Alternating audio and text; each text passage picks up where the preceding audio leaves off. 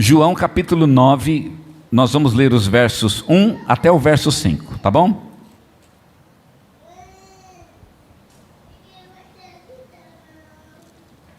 João 9, versículos 1 a 5. Vamos ler aqui? A palavra do Senhor diz assim: Passando Jesus, viu um homem cego de nascença, e seus discípulos lhe perguntaram: Rabi, quem pecou para que ele nascesse cego, ele ou seus pais? Jesus respondeu: Nem ele pecou, nem seus pais, mas isso aconteceu para que nele se manifestem as obras de Deus. Enquanto é dia, é necessário que realizemos as obras daquele que me enviou. A noite vem, quando ninguém pode trabalhar. Enquanto estou no mundo, eu sou a luz do mundo. Amém? Por isso? Que bênção. Nosso Senhor Jesus estava andando com seus discípulos e encontrou um homem cego, talvez um mendigo. Ele estava numa situação muito triste, como hoje inclusive. Nós vemos muitas pessoas em situações muito tristes. Não é muito difícil você andar pelas ruas, aqui mesmo na nossa cidade, mas isso acontece em todos os lugares, e você vê pessoas numa situação triste, pessoas numa situação que a gente diria desgraçados, não é? Como acontece aqui no caso deste homem, numa situação de desgraça. Eu não gosto muito da palavra desgraça, mas a palavra desgraça não é exatamente um sinal de que a pessoa está pior do que os outros. De fato ele está. A palavra desgraça significa que ele não foi agraciado. Não foi agraciado. Ela tem um toque meio divino nessa palavra, não é? A palavra desgraça, significar que a pessoa não recebeu uma graça, significa, de alguma forma, é como se Deus não tivesse abençoado a pessoa. Afinal, ela não recebeu a graça. Portanto, ela é uma desgraçada, no sentido de que não recebeu uma graça. Ora, a gente meio que põe a culpa em Deus aqui, né? Foi Deus que não deu para essa pessoa alguma graça. Não é essa uma ideia, né? Talvez a ideia que a gente tenha? Quando Jesus estava andando na rua com os seus discípulos, estava ele e os seus discípulos. Ele era o Senhor, Jesus, o Deus, e os seus discípulos eram os homens que estavam junto com eles. E quando eles encontram uma pessoa nessa situação, a ideia da desgraça, no sentido até meio divino, aquilo estava presente na mente dos discípulos, assim como pode estar presente na nossa. Uma pessoa que está numa situação tão triste, tão amargurada, talvez numa situação tão desgraçada, não é possível, talvez o próprio Deus não goste muito dela. Ou talvez essa família fez alguma coisa muito errada contra Deus. Foi exatamente o que passou pela cabeça dos discípulos. Muito provavelmente essa pessoa fez algo contra Deus. Eu acho que Deus se voltou contra essa pessoa. É como se Deus, não vou dizer que Deus não goste dela, mas é como se Deus estivesse castigando alguma coisa que essa pessoa tenha feito, ou talvez que a família dessa pessoa tenha feito. Mas é interessante essa ideia de que de alguma forma isso está vinculado com Deus. Não é de certa forma, não é digamos um problema social. Não é um problema talvez psicológico, ou talvez um problema político. É como se fosse mesmo uma questão espiritual. Alguém deve ter pecado para que essa pessoa caísse nesse estado de desgraça. Será que a gente pensa assim? Será que você pensa assim? Quando uma pessoa está numa situação muito ruim, quando você esteve numa situação muito ruim, você chegou a pensar que talvez você estava assim por um problema espiritual? Talvez eu tenha pecado. Eu acho que todo mundo já deve ter pensado isso. Eu pensei assim. Chegou um momento da minha vida que a situação estava muito ruim, e eu cheguei a Deus e comecei a perguntar a Deus: será que eu pequei? Ou será que eu pequei tanto?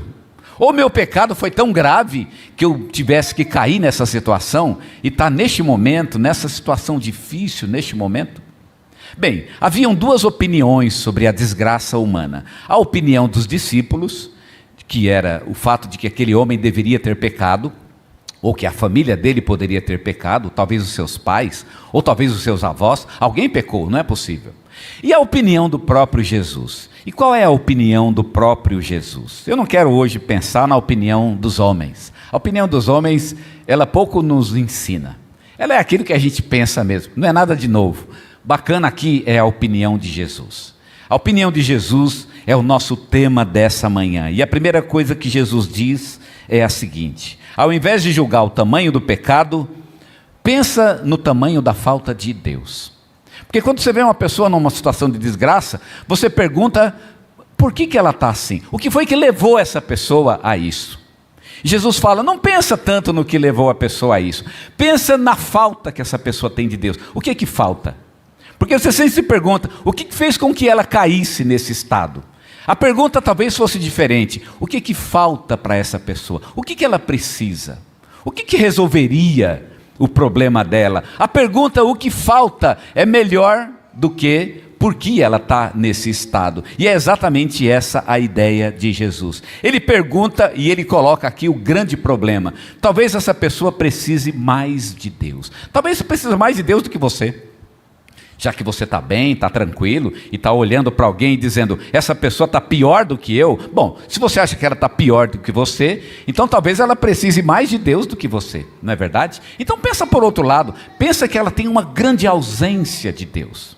Falta algo de Deus na vida dessa pessoa. Deus precisa fazer mesmo alguma coisa. Na verdade, os grandes pecadores, se é que de fato o que está acontecendo com a pessoa é pecado, se for esse o caso ou se não for, não importa. O que importa é que essa pessoa é um grande carente de Deus. É por isso que Jesus diz que aquela pessoa estava daquele jeito para que nele se manifestasse as obras de Deus. Ou seja, as pessoas têm carências para que nelas se manifestem as obras de Deus. O que Jesus quer dizer com isso? Quer dizer que as pessoas são carentes, passam por problemas e dificuldades? Porque Jesus diz, essas pessoas elas são carentes de que a obra de Deus se manifeste na vida delas. É como se elas fossem carentes exatamente para que Deus pudesse fazer uma obra. É como mais ou menos uma pessoa, um engenheiro, vamos dizer, ou um arquiteto, que chega num lugar onde não tem nada e ele faz alguma coisa. Ele chega num terreno baldio, um lixão, um lugar que você diz, esse lugar não vale nada, e de repente surge uma obra, algo bonito. Aquele lugar está carente de alguém que chegue e faça algo. É isso que Jesus diz. Essas pessoas são carentes de que eu chegue lá e de que eu faça algo. Aquilo é carência. É carência de que eu faça algo. Carência da obra de Jesus, da obra de Deus na vida dessas pessoas. Talvez seja uma das coisas boas do pecado, se é que o pecado pode ter alguma coisa boa. É que o pecado nos coloca numa situação de desgraça que faz a gente se sentir carente de Deus. Quando alguém fala assim, pastor, ora pelo meu filho, pelo meu pai, pelo meu irmão, porque ele está se afundando no pecado, eu sempre respondo, eu tenho uma resposta meio padrão para esse momento, não é? Então talvez tenha algo bom nisso. Se ele está se afundando, então é só esperar um tempo que daqui a pouco ele vai se decepcionar com o pecado. Não teve ninguém que se afundou no pecado e ficou feliz com isso. Porque quando a pessoa está administrando o pecado, porque sempre tem aquela fase que você administra o pecado, né?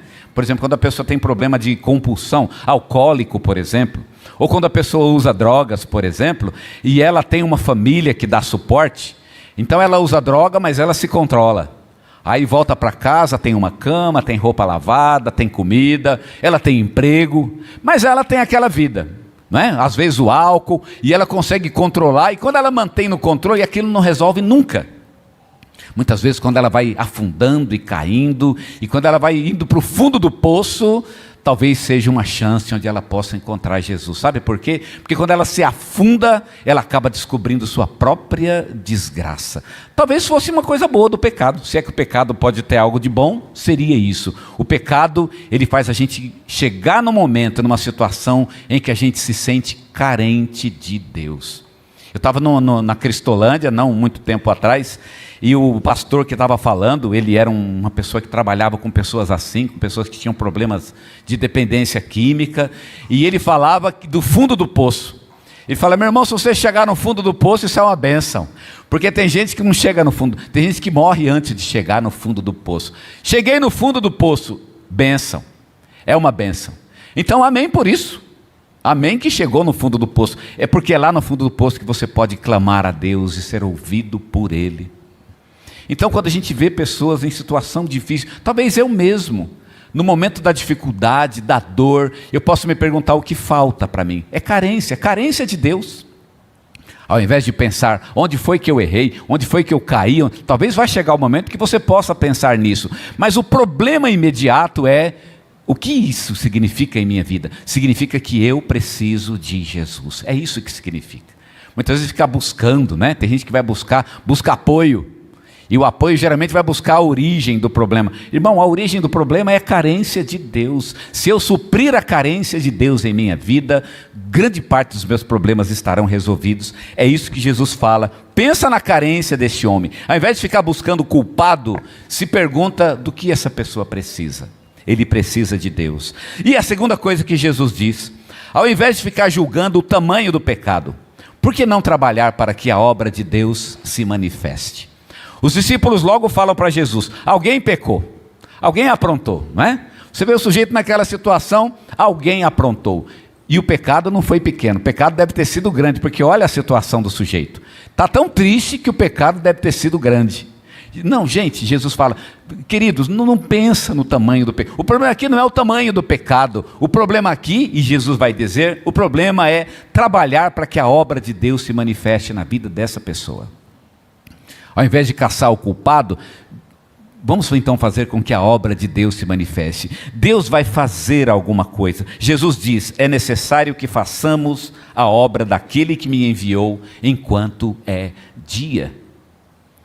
Jesus não está aqui pressupondo, né? E a ideia, os discípulos estão tentando fazer uma espécie de vamos fazer uma análise da situação.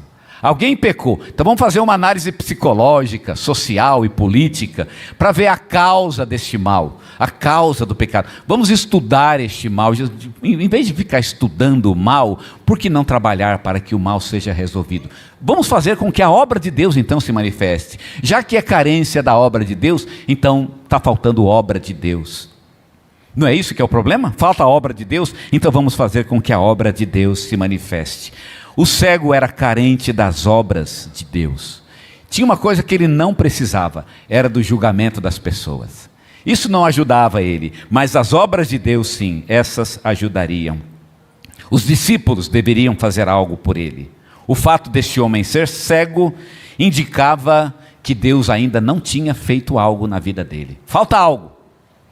Falta exatamente Jesus ali, na verdade, né? Para falar bem francamente, a gente que sabe o fim da história, o que está faltando? Falta Jesus. Jesus vai chegar lá e vai curar esse homem. Então quando eles falam, quem pecou? Jesus, não pensa em quem pecou, pensa em quem que vai resolver. Está faltando eu chegar e resolver esse problema. Irmãos, é o que falta na vida das pessoas, é o que falta na minha vida. Falta Jesus chegar e resolver o problema. É isso que falta. Ao invés de ficar se perguntando, né, o tamanho do pecado, qual é o tamanho do Salvador que vem ao meu encontro, que me ajuda, que me cura, que me liberta, aquele que toma a minha mão e que me levanta? É isso de fato que importa, e os discípulos realmente estavam na perspectiva errada. As desgraças deste mundo são falta da obra de Deus. E sabe quem vai levar a obra de Deus a este mundo? Eu e você.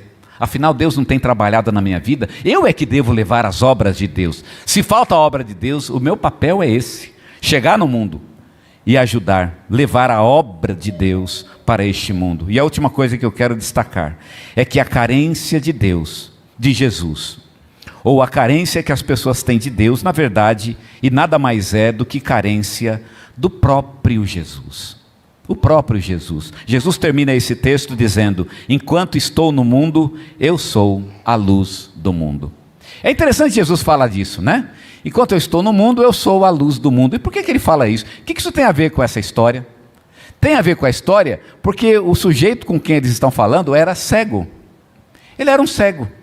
E como ele era um cego, o fato de Jesus falar que ele é uma luz, então tem tudo a ver com a história. Enquanto eu estou no mundo, eu sou a luz do mundo. Os discípulos estão se perguntando, quem pecou? A pergunta seria outra, quem é a luz do mundo? Como esse homem era cego, então o fato de Jesus ser a luz tem tudo a ver. Ele é aquele que vai abrir os olhos desse homem, para que esse homem deixe suas trevas, abandone a sua escuridão e veja a própria luz. Jesus é a própria luz. Eu sou a luz do mundo. Em vez de perguntar quem é o pecador, pergunta quem é a luz do mundo. Em vez de perguntar quem que foi que errou, quem que não pagou, quem que teve problema financeiro para que ele estivesse naquela situação, a pergunta é, quem é que tem todo o poder, toda a riqueza? Jesus é o nosso eu sou, aquele que é todas as coisas, tudo que nós precisamos que ele seja. Aliás, uma expressão que Jesus usava para si mesmo, eu sou Eu sou. Ele chegou dizendo numa dessas ocasiões: antes que o mundo existisse, eu sou. É interessante que a expressão eu sou, ela falta um verbo, né? Falta ainda um artigo. Eu sou o quê? Eu sou o quê? É você que vai dizer o que Jesus precisa. Eu sou o quê? No Evangelho de João existem 7 eu sou. Eu sou a porta, eu sou a luz do mundo, eu sou o bom pastor, eu sou o caminho, a verdade, a vida. São 7 títulos ao todo. E por que Jesus complementa o nome de Deus, eu sou, com 7 títulos? Eu sou significa um cheque em branco que Ele dá para a gente. E é você que vai preencher esse cheque. O que você precisa? O cheque em branco é aquele que você preenche com o valor que você precisa. Pois muito bem, a pergunta é: o que você precisa que Jesus Cristo seja? Você precisa aquilo que o pecado fez na tua vida. Qual foi o tipo de desgraça que o pecado cometeu? No caso daquele homem, o pecado transformou ele em um cego, num mendigo. Esse foi o trabalho do pecado na vida daquele homem especificamente.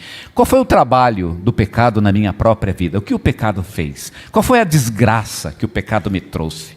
Qual foi a miséria que o pecado trouxe para mim? O pecado trouxe miséria para todos nós. A gente fica olhando para as pessoas aí nas calçadas da nossa cidade e fica dizendo: aquilo foi o pecado. Mas sabe, irmão, o pecado ele também fez desgraças na minha vida, talvez até piores do que aquelas. Piores do que a que eu estou vendo aí pelas calçadas. O pecado fez desgraça na vida de todos nós.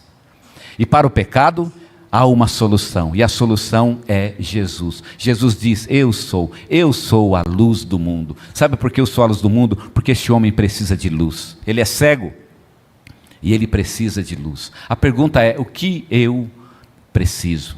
O que falta para preencher o meu vazio, para me tirar da miséria na qual eu vivo? O que me falta?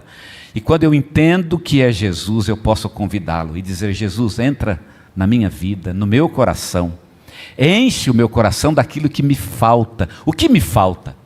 Essa desgraça na qual eu vivo é porque realmente Deus ainda não fez na minha vida aquilo que Ele pode fazer. E Deus pode, Ele tem uma obra para fazer em nossas vidas.